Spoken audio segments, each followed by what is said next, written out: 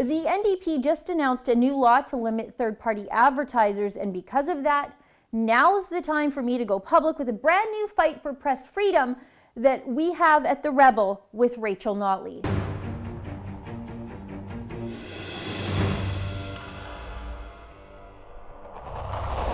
Elections Alberta describes third-party advertisers as a person, corporation, or group which is required to register when it incurs or plans to incur expenses of at least $1,000 in elections advertising, or has accepted or plans to accept at least $1,000 in elections advertising donations. Now, you might hear these groups often described as political action committees, or PACs. They're groups like Unite Alberta, Alberta Can't Wait.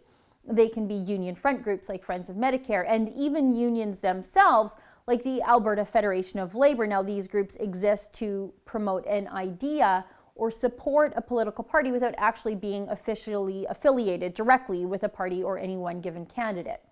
Okay, so that's who and what we're talking about when we talk about third-party advertisers. Let me show you what the NDP supporters are trying to do to us now at The Rebel.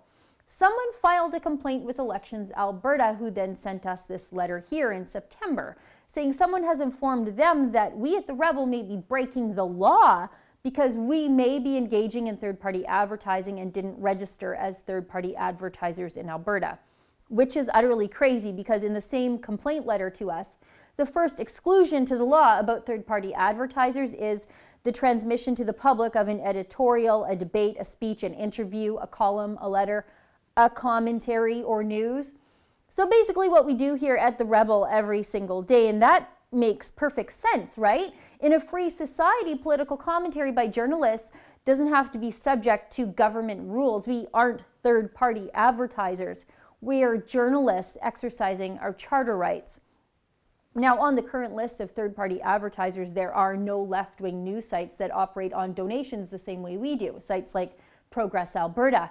And they shouldn't be on that list. As much as I am fundamentally opposed to the content they produce, they absolutely have the right to produce it, unregistered by a government agency and unmolested by government spending rules. Now, I don't know who exactly filed the complaint, and I may never know, but it definitely was someone trying to shut me up and stop the work I'm doing to hold Rachel Notley accountable to the people of Alberta. And really, trying to shut me up is nothing new for the NDP. Who could forget when Rachel Notley used an armed sheriff to kick me out of the legislature when I just showed up to do my job and cover a press conference? Interpretation. For today's event? We already spoke to Darcy Henton. He said there should be no problem to come in. What? Sorry, why is that? Sorry, why? And the NDP routinely block or overcharge us for freedom of information requests for documents we know exist so that we can't show you, the public, what the NDP are doing behind closed doors. Now, neither one of those NDP tactics have ever worked, although they're positively authoritarian. But I'm not scared of authoritarian NDP bullies, and we aren't backing off now. Our lawyer is fighting back. He's fired off a letter to Elections Alberta reminding them of their own rules about news and commentary. So far, we have had the cursory response from the government that they've received our letter, but we've received no real assurance that they're going to back off. But here's why this fight is so important now. The NDP have just introduced a bill they plan to ram through the legislature. It's called Bill 32, with an Orwellian official name of an act to strengthen and protect democracy in Alberta. What it will do is serve to silence those who are trying to speak truth to power here in Alberta. The NDP want to put a donation limit on third-party advertisers outside of an election period and put a spending cap on third-party advertisers during an election period. The new law will also limit the sorts of things PACs can spend their money on. The NDP kept talking about this law. We knew it was coming, and now here it is. And that's why it matters if the NDP get their way and declare us to be third-party advertisers. What the NDP are trying to do to the Rebel is a preemptive strike to get a handle on us and you, our supporters, before they have to face the next election campaign in 2019. The NDP want to scoop us up in their new rules introduced in their new law. It's so slimy and conniving to use their legislative power this way. The NDP are literally reworking the elections laws to come after their own critics. And imagine if the NDP were actually able to limit the amount of donations we were able to take in outside of an election period, and then tell us how to spend the ones we do have. Could you imagine if they put a spending cap on us? Would we have to lay off staff and limit the kinds and volume of coverage we give to important issues? Probably. And that's exactly what the NDP wants. They don't want us around giving them the scrutiny the mainstream media just won't. We have no plans to campaign for or against candidates in the Alberta election as a political entity. We have never registered as a third-party campaign group in any election that we've ever covered, and we have no plans to do so in the future. This is just the latest attempt to silence us, following in the ugly footsteps of their armed sheriff and their bizarre letter from Alberta Justice saying that we weren't journalists.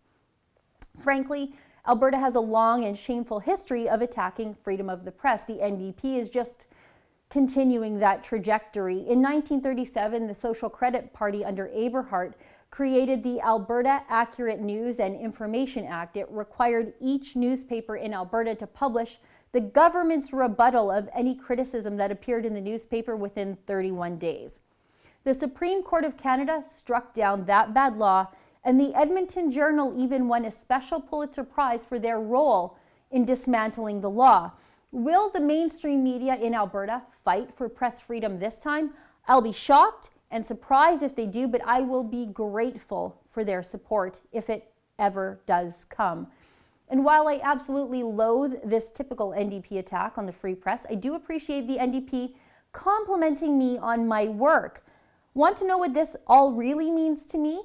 It means the NDP are scared to death of me. It means the NDP and their activists are throwing everything and the kitchen sink at me and the Rebel to shut us up in advance of the next election. It's an admission by the NDP of how effective we are.